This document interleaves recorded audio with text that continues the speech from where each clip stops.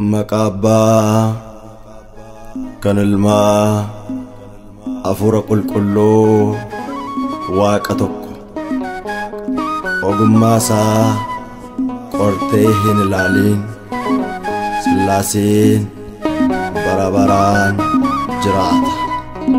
Macaafa raajicha Henook boqonnaa 17 lakkoofsa 17.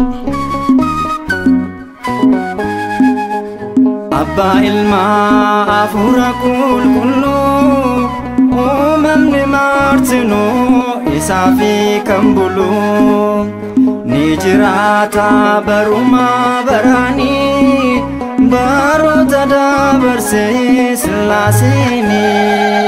Abba ilma hafuura qulqulluu uumamni martinuu isaaf kan bulu ni jiraata barumaa baraanii baroota dabarsee Sillaaseen. Abba ilma hafuura qulqulluu uumamni martinuu isaaf kan bulu ni jiraata barumaa baraanii baroota dabarsee Sillaaseen. Abba ilma hafuura qulqulluu uumamni martinuu isaaf kan bulu ni jiraata barumaa baraanii baroota dabarsee Sillaaseen. Kaleessas kan ture darbees kan jiraatu waaqa abboota keenya maqaan isaa ulfaatu. Fuuldurri teessoo isaa abiddaan golgame Sillaasee uumaa keenya isa kabajame. Abba ilma hafuura qulqulluu uumamni martinuu isaaf kan bulu ni jiraata barumaa baraanii baroota dabarsee Sillaaseen.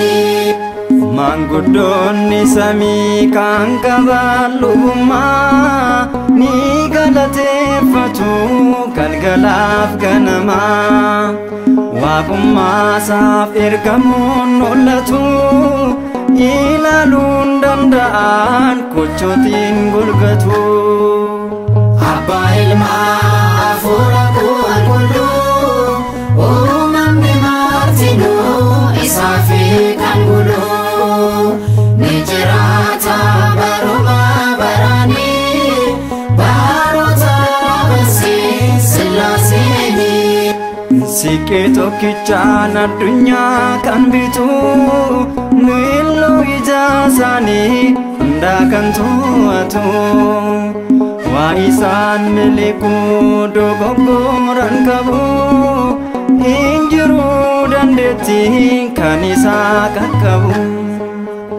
Abba ilma hafuura qulqulluu uumamni martinuu isaaf kan bulu ni jiraata barumaa baraanii baroota dabarsee Sillaaseen. Qaamni sadii ta'us waaqummaan tokkodha.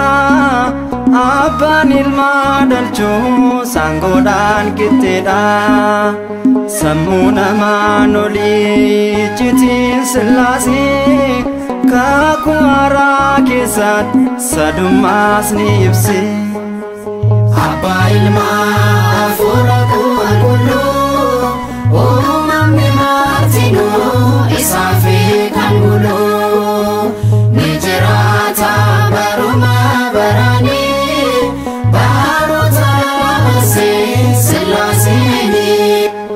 Abba ilma hafuura qulqulluu